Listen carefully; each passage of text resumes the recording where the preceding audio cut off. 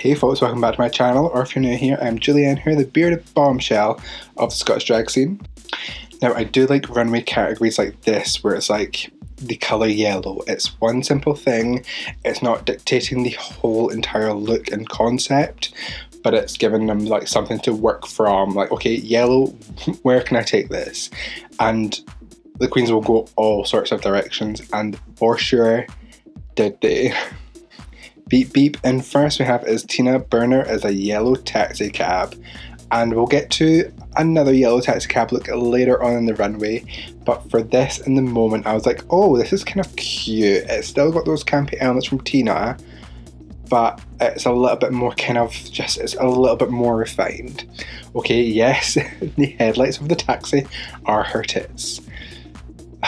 It is kind of like, oh, like, a bit too much maybe? Is that too campy, or is it too, a kind of my critique of Tina in the past is trying too hard to be funny, you know?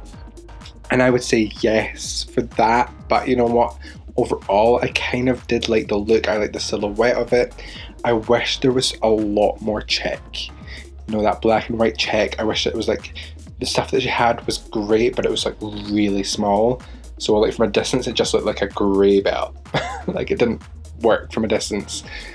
And yeah, once you got close up, you could see it, but it just wasn't enough. Of course, she had a little taxi cab hat, and then on the back having Tina, I think it was Burner as a license plate. That was brilliant. That was really cute, really funny. I really enjoyed that. Overall, fairly safe, but definitely a lot better than many of her other runways. So Tina has a gag. Next up we have is Olivia Lux giving glam to the gods. Goddess, stunning, beautiful in yellow. That gown looks so beautiful, but it was just, there's so many great elements to it with the sequins, but in particular the shape of the fringing, especially on her rear end, it looked particularly beautiful as she turned around and showed off her body. Like, it looked stunning. It really shaped her particularly well. I think the wig was sitting a bit low down on her. Coming from me, I bring my wigs fairly low down. I want to kind of look as small as possible, but that wig was so huge, I think it could have just been lifted back just a little bit, just to give her a bit more forehead. But I love the look. I thought it was stunning. I really liked those ostrich feather arm ruffs that she had on. Those were humongous, giving drama, life, and stunningness that had me gagged. Next up we have is Simone, and unfortunately our fashion queens can't always be the best every week, and I think this case it's definitely not Simone's week. I didn't think this was, obviously she did bad in the challenge particularly, but I really didn't think this runway was particularly amazing either. The fur coat was beautiful, I will give her that. That was big, furry deliciousness, but then from there I just didn't like the rest of the look. I wasn't sold on it. The yellow suspenders didn't do her body any justice. The shorts and then into the suspenders there, into the boots, I don't know, it just really chopped her up in all different ways that I just didn't think was particularly successful. And then the yellow of the fur coat and then the whole look underneath were two distinctly different shades, which the other queens didn't really fail to do that much, only really Simone did. I didn't particularly like it. It kind of threw me off a little bit more, because then you've seen this canary yellow coat, and at the bottom these shoes that are like a more neon yellow. So for me this week, Simone, it's a hag. Reigning in next we have is Yuska giving us a 14th century period piece, which I've never heard of, wasn't quite sure what it was, so little history lesson incoming. So she said she was inspired by 14th century dresses that were sideless basically, and those were known as surcoats. Surcoats were basically a sleeveless floor-length gown, but they got to an exaggerated level where they just kept on removing more of the side, so much so that it went all the way down to the hips. Now, women did have on a dress underneath, It wasn't as if they were having their tits freely out, let's be honest. It was the 14th century, come on. It's not TikTok here. But obviously it was kind of a more form-fitting dress because it wasn't underlayer, and people were criticising it for obviously showing and distracting too much to the women's body. History is what it is, and thus the dress went out of fashion. And to be honest, right now it's not in fashion either. Utica, it's doing something like that is so difficult to modernise incredibly well without saying making it really skimpy and having like a big hoop skirt or something, or doing something interesting with the fabrication. Whereas for the skirt, she goes for like a quilted skirt that someone's gran could have made, like no bother, into a blanket. They would have had a fun time making that project. But in this case, the project did not succeed, and it does look kind of like college craftsy, like, oh, I'm studying fashion, and like, this is the first thing I made inspired by 14th century. I made it so modern, and it's like, no. I'm saying this because I know these people. I went and studied fashion at university, and they're like, oh, I'm so inspired by this stupid thing, and then they basically recreate it, and it's like, it's so dated. If she had done something to really kind of modernise it, I would have totally been sold on this look, and I think the inspiration is a great idea, but she just didn't go all the way to bring it to the 21st century. The hair was stunning, I'll give her that, but the whole thing left me meh. It's a hag. Next up we have is Candy Muse giving springtime lusciousness, of course inspired by the lemonade dress in, I believe it was a Hold Up video by Beyonce. It was very much a recreation of that. Beautiful dress on Beyonce, beautiful dress on Candy Muse as well. But I love the way she styled it with the hair, but the hair had so many little mini sunflowers on there. First I was like, daisies, oh wait, daisies are white. It's little sunflowers, and they look so cute, so beautiful. And I like how many she put on there. It wasn't a couple, it wasn't like some in a little braid, she covered it.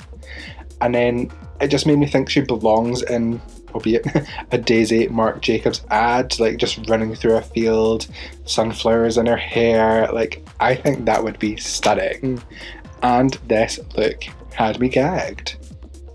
Next up is Elliot with 2 T's doing the second taxi look, and this is so unfortunate for Tina because Elliot really pulled it out on the runway.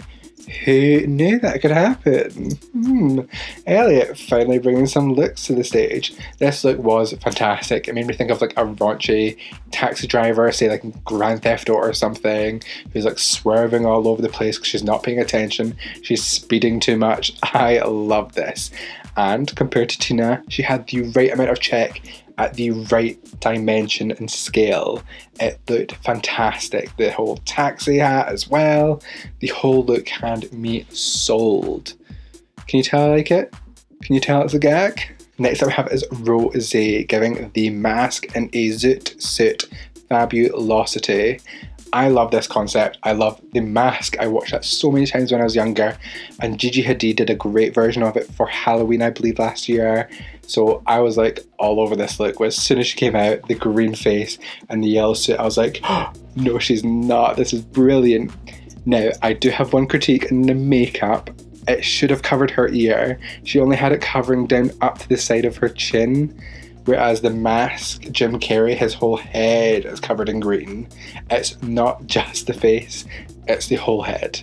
So I wish her ear was painted green, but that's me being super nitpicky. Now, of course, she does reference it to being a zoot suit. If you don't know what zoot suits are, they came about in the 14th century. Oh my god, I'm getting things mixed up. They came about in the 1940s. Primarily in African American culture, they were really popular. It really became synonymous with the jazz scene as well. So if you've seen any kind of like jazz films, you can see these men wearing basically big, huge suits, massive lapels, huge shoulder pads, and loose fitting suits, and they are stunning, and you can get them all kind of prints and colours nowadays. And of course the mask itself is a reference to the zoot suit, with the huge lapels, the bright colour, stripes on it as well with the black trimming, even not stripes, but yeah, what I'm saying. Very referential piece of fashion menswear history, and a fantastic piece on the runway by Rose. I was gagged.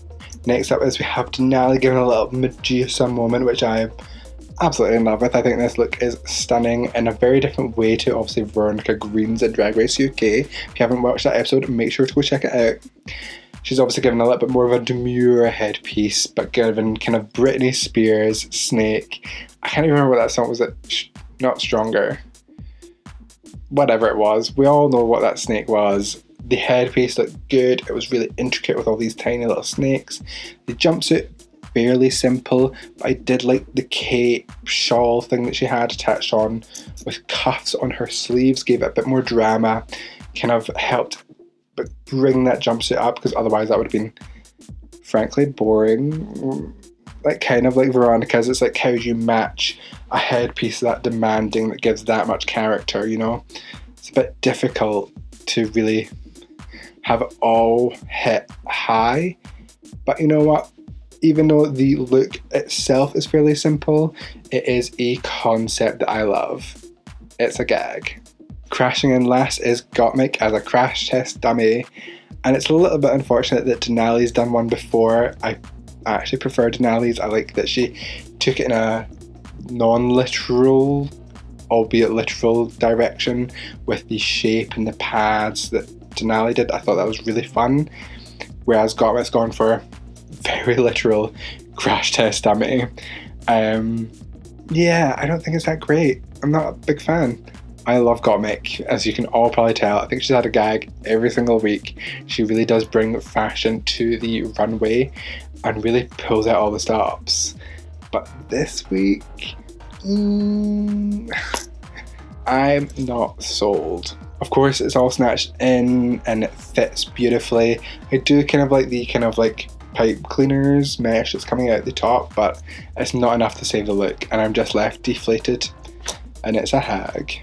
And that is it for the queens for this week's review, and no one goes home. I mean, are the producers trying to keep both Candy and Simone there because they have them as their front runners for the season? I'm not sure.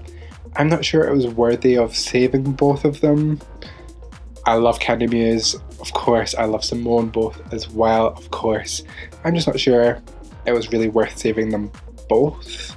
Obviously, producers have a plan and we'll see what comes next. Nevertheless, Gaggy's gag, I think it has to go to Rosie this week. Great concept, taking a character but making it drag, like so incredibly drag. It was so well executed, loved it head to toe, except for the fact that her ear wasn't painted green, but I can get past that. Also, I'll have it on screen as the pictures for this week, but obviously the way she took the character that she's done, but done her photography for this, for social media. Rosé, you're killing me. That was so good. And this is, I love how some of the queens are really taking the photography of the looks from obviously what they get to present on stage and then showing it how they want to show it on Instagram, Twitter, wherever they're showing it. Some of them do it exceptionally well, and Rosé this week, as soon as I saw the picture, I was like, oh my god, this is incredible. Oh. Let me know in the comments down below who has your gaggiest gag, and if you enjoyed this video, make sure to press that like button down below, subscribe, and ring that bell icon so you get notified every time I upload a brand new video. If you want to check out more of me, make sure to check me out on all social media at Julianne Hoore. I'll catch y'all in the next one. Bye folks.